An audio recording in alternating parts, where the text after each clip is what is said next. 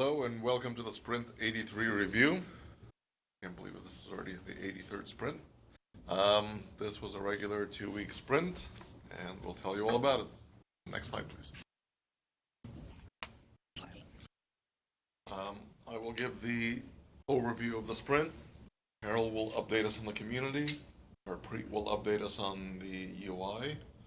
Bronagh and Adam will update us on the providers. Nina will give an update on Automate. Gregg T will give us an update on the platform. Alberto on the REST API, and Chris on documentation. Next slide, please. All right, so the distribution of the merged pull requests is staying consistent. We have 30% in the integration tests, a little over 20% in the classic UI, and a little under 20% in the core repo, and then number 4 is the documentation at 6.8%. So similar breakout as what we've seen in the past. Next slide, please. All right. As you know, this week I see the sprint we've dropped off a little bit, around 50 pull requests fewer than before. I attribute that to some people working on some other projects. But in general, we're on a pretty steady pace there of around 300, 350 per sprint. You know, I apologize. I didn't change it to say 83. It's sprint 83 there. Okay, cool. Yeah. Next slide. And in terms of bugs, enhancements, and other things, we're still focused on providing more stability into ManageIQ. So there's 45% of the pull requests merged were bug fixes, and about a third, a little over a third, were enhancements of various sorts. And what's that? The green is tests, so that's 6.4% there, and 5.4% on documentation. So pretty good spread there of different types of pull requests. Next slide, please. Okay, and then in terms of the health of the repositories, we're pretty steady there all around. The classic UI added 16 issues, but that's pretty small in comparison to the overall number. So it looks like we're pretty steady there across the board on all of the different repositories. Now on to the community update. Hi, thanks Oleg. So for the community side, we have a couple of new blog posts. First one is our regular last monthly ManageIQ. This is like a hat trick post by Drew Woolman, who has been writing the past 3 months. So thank you very much. Please take a look.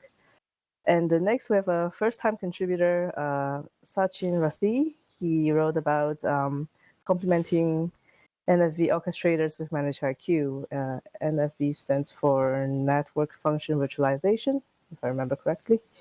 And again, if you want more details, please check out the blog posts.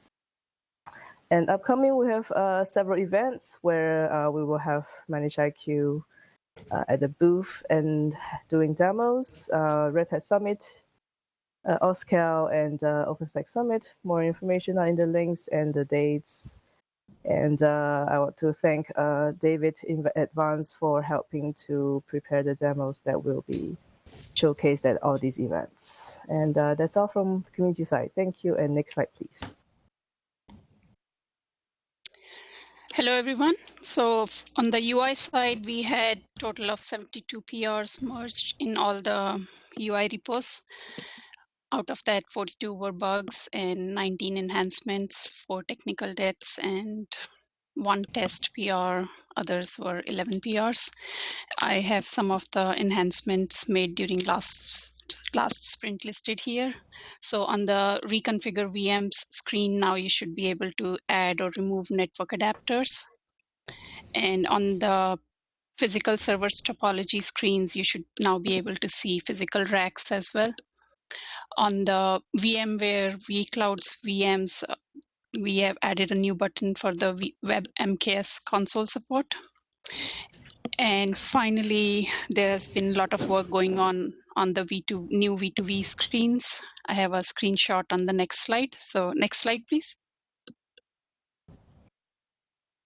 As you can see before and after screenshots here, there's a nice animated GIF that shows the new changes on the new V2V screens. It's an ongoing work. Next slide, please. So I have some bugs listed here, mainly the blocker bugs that were fixed during last sprint. So the first one was on the help documentation screen, that screen was still using the hard-coded admin-only checks, which was preventing users from seeing the contents on the screen. So the change was made to use the RBAC access checks there. And next one is to fix the bug on the actual customization of help menus. So that screen was broken. A fix was made to fix the screen. And when going from a template screen to a custom button, if a custom button had a dialog, there was no submit and cancel buttons on the screen. So the fix was made on that screen. And finally, the add of the OpenShift provider screen was fixed. So in a specific scenario, there was on the screen, validate and add buttons were not getting enabled. So a fix was made for that. And that's all from the UI side. Next screen, please. Okay, so for providers, I am going to share an update on the public cloud providers, and Adam will share an update on the on-premise providers. Next slide, please. Most merge pull requests this sprint were made jointly to the VMware and the OpenStack provider repos, followed by the Lenovo repo. Next slide, please. So Dan Berger made some enhancements to the Azure network inventory collection, and he has prepared a demo that he is going to share with us. Over to you, Dan. Hi, everyone. So yeah, we added router support to the Azure provider. Jonathan, so start the, I don't know if you can enlarge that. There we go. So I'm just starting from, in this case, I'm starting from the provider screen. There's a couple different ways to get there. I'm going to the provider, to the network manager. And then you'll see the network routers actually has some information there now. It looks like we have two. And here you can see the actual, they're called route tables in Azure. And you see here, one is active, one is inactive. John, if you could pause that quick. Oops, let's go back a second if we can. I was just going to point something out here for active and inactive. We kind of repurpose that for Azure. Essentially, if a if a route table or if there's associated with a subnet, then it's active. If it's just a standalone resource and it's not associated with any subnet, then it's considered inactive. Okay, go ahead. So here we just see the details, and you can see the actual route information and the number of subnets and instances that it's associated with. And I think I'm going to click the subnets here in a second. Yep, and so we can see the actual subnets, and there you can see the actual instance that is associated with the subnet. And I'm just showing, the other way to get to it is you can just go straight through networks to route tables, and it'll get you to the same place. And you can see that information. And that's it. Back to you. Thanks, Dan. Next slide, please. Over to Adam. All right, thanks, Bronagh. So for the OpenStack side, they had a number of fixes. One of them was recursive tenant discovery wasn't working when connecting to OpenStack. They had a couple of fixes for fog response parsing and network subnet refresh errors. In terms of just general maintenance, they upgraded Fog OpenStack to a new version. The storage manager for Cinder for OpenStack now supports graph refresh and targeted refresh. And we started cleaning up the stale VCR environments for older versions and are moving to upgrade to newer versions for the VCRs. Next slide.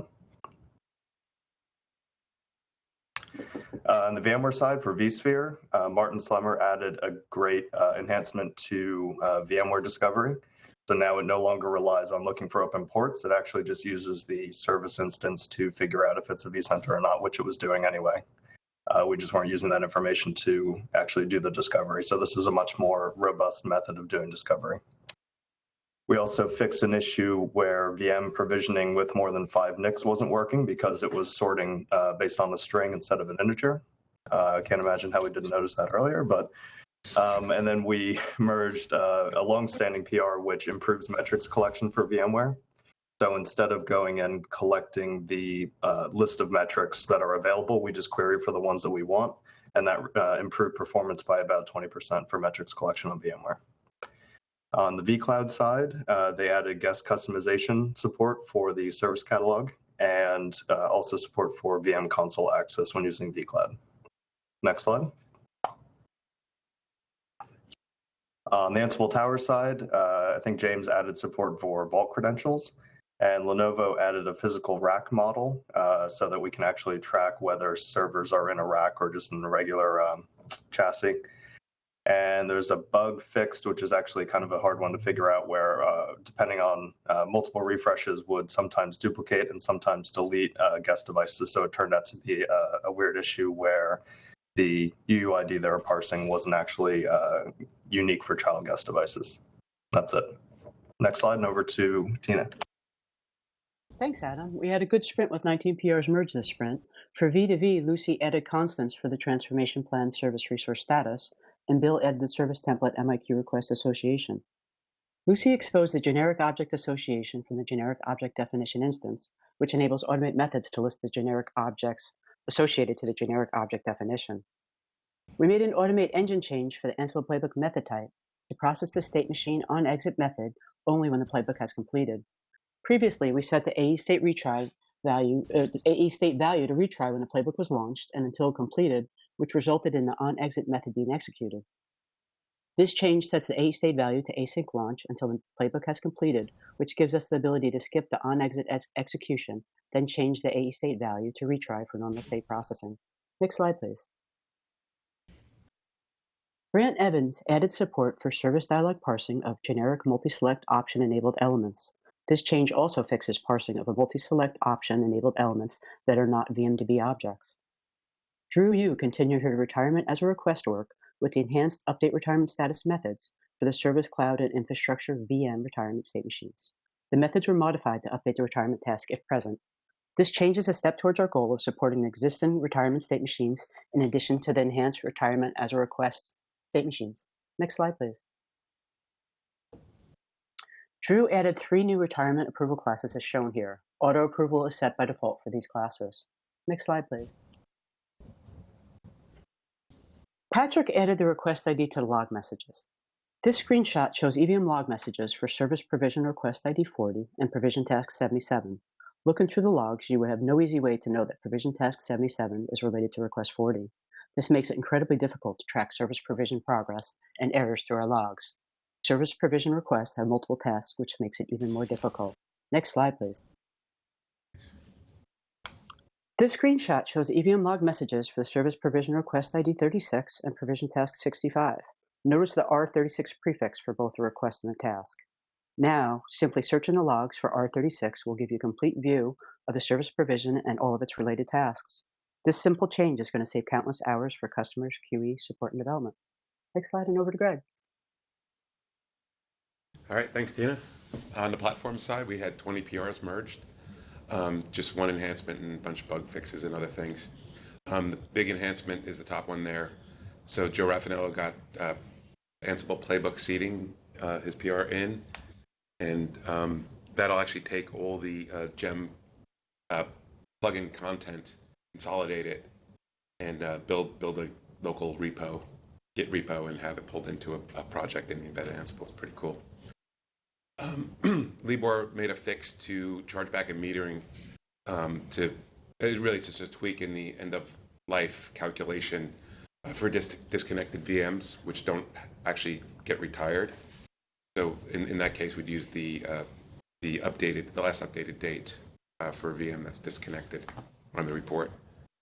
And he also made a fix to chargeback rates that are assigned to cloud volumes, the report generation was not picking up those rates.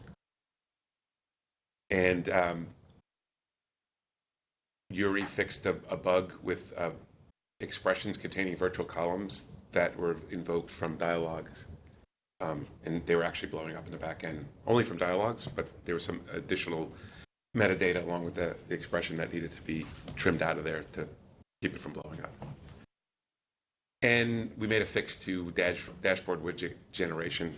There was a bug where it was only pulling the first widget in a list of widgets that are on a dashboard, and generating that one, it was really pretty difficult to track down.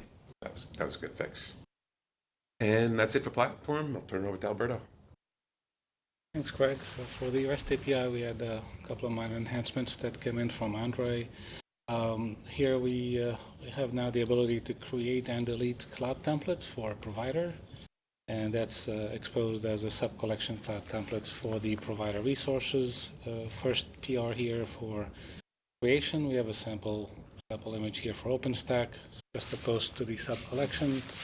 And then you have the examples for PR 328 for deleting them. So you can send in the delete action on the sub-collection resource, or you can do bulk actions, as well as with the HTTPD verb delete for the sub-resource.